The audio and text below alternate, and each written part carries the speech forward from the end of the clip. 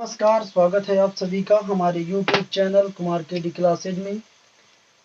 आज की क्लास में हम एक बहुत ही इम्पोर्टेंट सवाल देखेंगे और उस इम्पोर्टेंट सवाल के साथ एक आप बेहतरीन कॉन्सेप्ट सीखेंगे। तो अगर वीडियो पसंद आए तो अपने सभी साथियों के साथ शेयर कर दें और अगर आप चैनल पर नए हैं तो चैनल को सब्सक्राइब करें और इस वीडियो को ज़्यादा से ज़्यादा शेयर करें ताकि आपके किसी भी मित्र का कोई नुकसान ना हो पाए। तो सवाल हमारा इस तरीके से है कि 100 माइक्रोकूलाम के विपरीत प्रकृति वाले, देखो जैसे जितना जितना हम बोलते जाएंगे उतना उतना बनाते चले जाएंगे।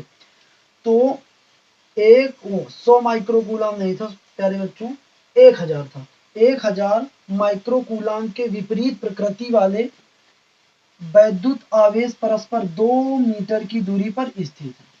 1000 माइक्रोकूलाम, तो ये हमारा मान लिया गया 1000 ये माइक्रोकूलाम है और 1000 ये माइक्रोकूलाम है।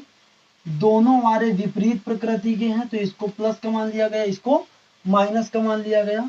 इसको प्लस Q1 बराबर माना गया, इसको माइनस Q बराबर मान लिया गया। अब ये कह रहा था इन एक दूसरे से 2 मीटर की दूरी पर स्थित है, एक दूसरे से 2 मीटर की दूरी पर स्थित है। तो जब ये एक दूसरे से 2 मीटर की दूरी पर स्थित हैं तो कह रहा इनको मिलाने वाली रेखा के मध्य बिंदु, इन दोनों बिंदुओं को मिलाने वाली रेखा के मध्य बिंदु, तो इस बिंदु की बात मान लो कह रहा है, इस मध्य बिंदु को हमने P कह दिया। मध्य बिंदु पर तथा, अब देखो दूसरी बात, तथा दोनों आवेशों से समान दूरी पर। तो बताइए दोनों आवेशों से समान दूरी, तो एक तो हमारी ये समान दूरी हो गई, लेकिन इस पे समान दूरी में लिखा हुआ है 4 मीटर पर। दोनों आवेशों से समान दूरी 4 मीटर पर, तो दोनों आवेशों से समान दूरी 4 मीटर पर कैसे बनेगी? तो ये हमारा जैसे हमारा यहाँ पे एक प्लस Q आवेश हो और यहाँ पर माइनस Q आवेश हो और दोनों आवेशों से समान दूरी पर यहाँ पर कोई बिंदु P हो, तभी हमारा बन सकता है। यहाँ पर हमारा कोई बिंदु हो तभी हमारा ये समान आवेशों पर बन सकता है, तभी हमारा। तो हमारा इस बिंदु पर वैद्युत क्षेत्र की पहली कंडीशन में हमें इस बिंदु पर वैद्युत क्षेत्र की तीव्रता ज्ञात करनी है, दूसरी कंडीशन पर हमें इस बिंदु पर वैद्युत क्षेत्र की तीव्रता ज्ञात करनी है। ये दूसरी कंडीशन के लिए चित्र हो गया।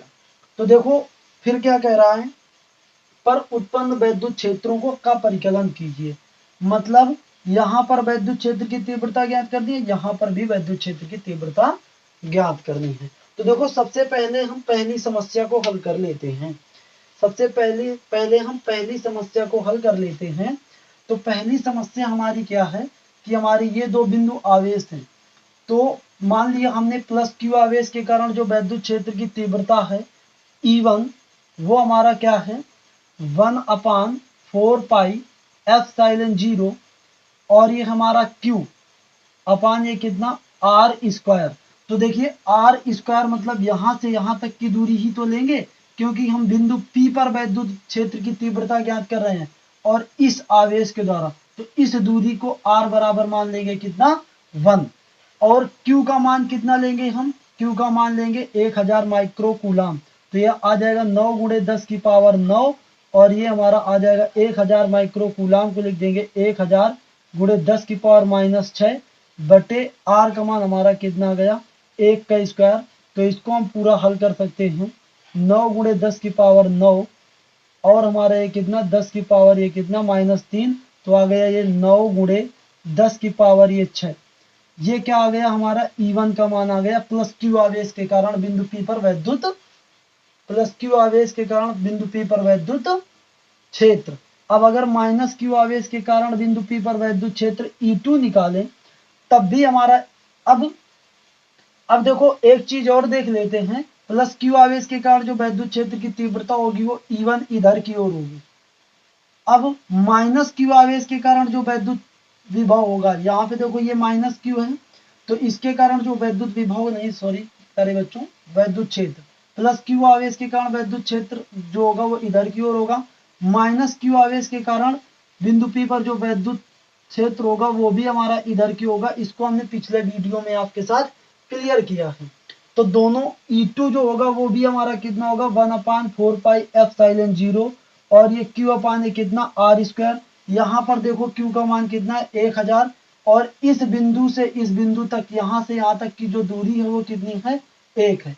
यहाँ से यहाँ तक की जो दूरी है वो कितनी है 1 है। तो R का मान यहाँ पर भी 1 ले लेंगे, इसका मान रख देंगे 9 × 10 की पावर 9 और इसका मान रख देंगे 1000 × 10 की पावर ये -6 अपान ये हमारा कितना R का मान हो जाएगा कितना 1 स्क्वायर। तो ये हो जाएगा 9 × 10 की पावर ये 6 बटे ये 1। तो ये कुल मिला के इसको लिख देंगे 9 × 10 की पावर ये कितना आ जाएगा 6। तो ये हमारा तो बिंदु P पर इस बिंदु पर तो बिंदु P पर कुल वैद्युत क्षेत्र जो हमारा आ जाएगा। तो देखो दोनों की दिशाएं जब समान हैं, दोनों की दिशाएं कैसी हैं समान हैं। तो जब दोनों की दिशाएं समान हैं तो जो हमारा टोटल E निकलेगा वो दोनों के योग के बराबर निकलेगा, दोनों के योग के बराबर निकलेगा। तो 9 × ये 10 की पावर 6 और ये 9 × 10 की पावर ये 6 दोनों को जोड़ दिया तो 18 × 10 की पावर ये 6। तो हमारा 1.8 × ये 10 की पावर ये कितना 7, 1.8 × 10 की पावर 7। जब ये क्या है वैद्युत क्षेत्र है तो इसका मात्रक क्या लिख देंगे न्यूटन प्रति कूलम। तो ये हमारा वैद्युत क्षेत्र की तीव्रता के लिए आपका आसानी से प्राप्त हो गया। अब हम इसके लिए देखेंगे इस बिंदु पर तो क्या होता है प्लस Q आवेश के कारण जो वैद्युत क्षेत्र की तीव्रता होती है वो इस तरीके से हमारा E1 बाहर की ओर होती है, माइनस Q आवेश के कारण जो वैद्युत क्षेत्र की तीव्रता होती है E2 वो हमारी किसकी ओर माइनस Q आवेश की ही ओर होती है। तो जो फाइनल वैद्युत क्षेत्र की तीव्रता वो जाएगी वो हमारी किधर की ओर जाएगी, जो हमारी वैद्युत क्षेत्र की तीव्रता E होगी वो हमारी इधर की ओर ये वैद्युत क्षेत्र की तीव्रता होगी किसके बराबर होगी E1 cos theta plus E2 cos theta के बराबर होगी। आपने पढ़ा होगा वैद्युत द्विध्रुव की निरक्षीय स्थिति में वैद्युत क्षेत्र की तीव्रता का व्यंजक। तो ये एक हमारा वैद्युत द्विध्रुव का काम करने लगा क्योंकि दोनों के मध्य दोनों हमारे विपरीत प्रकार के आवेश हैं और परिमाण में बराबर भी हैं। तो अब यहाँ पे अगर हम देखेंगे तो ये जो मान होगा वो किसका मान होगा हमारा R square plus L square का जो अंडर रूट था उसका ये हमारा कितना मान है, या R square plus L square R square plus L square का जो अंडर रूट था इसका मान हमारा कितना है, R square plus L square का जो अंडर रूट था इसका मान हमारा आ गया भाई, इसका मान हमारा दे दिया गया कितना 2 मीटर। इसका मान हमारा कितना दे दिया गया है 2 मीटर। और फिर सवाल में कहा गया था कि दोनों आवेशों से 4 मीटर की दूरी पर, मतलब इसका मान हमारा कितना दिया गया है 4 मीटर की दूरी पर।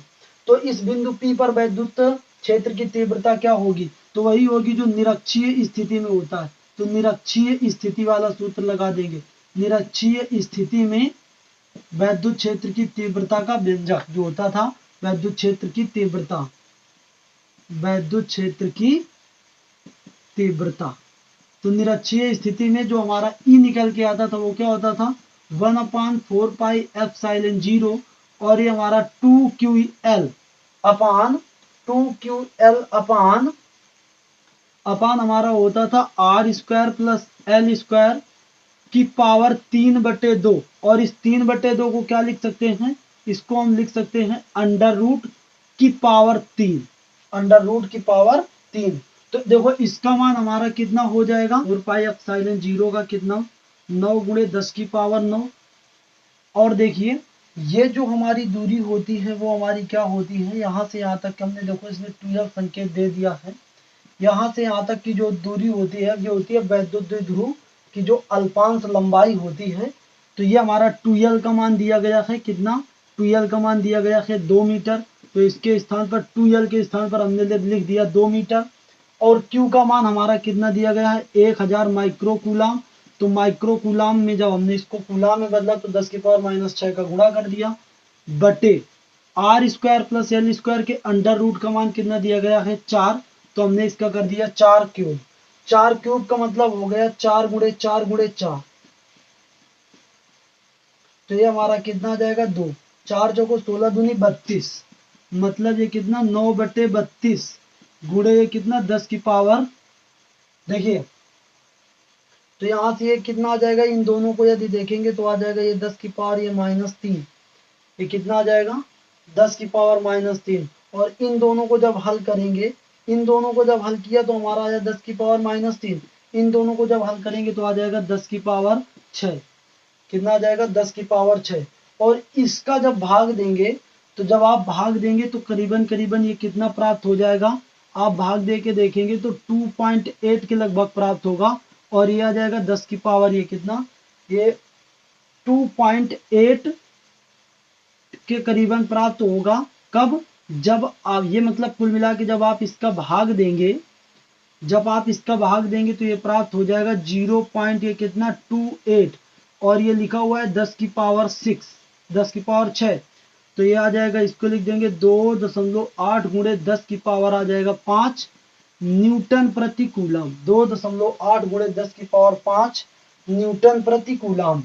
तो आपको कुछ नहीं करना है, जब इन दोनों बिंदुओं से 4 मीटर की दूरी मांग रहा था तो हमें इस तरीके से 4 मीटर की दूरी बनानी पड़ेगी। उम्मीद करते हैं कि वीडियो आपको समझ पे आ गया होगा, चीज आपको समझ पे आ गई होगी।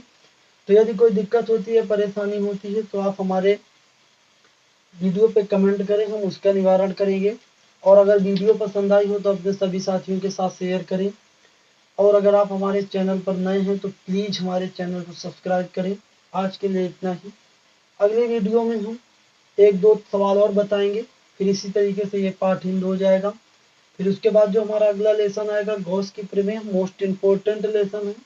और उस लेसन से आपका पेपर में बहुत ज़्यादा पूछा जाता है। तो आज के लिए इतना ही, कल फिर मिलेंगे इसी उत्साह और उमंग के साथ एक नई वीडियो लेकर के लिए। Bye bye, take care.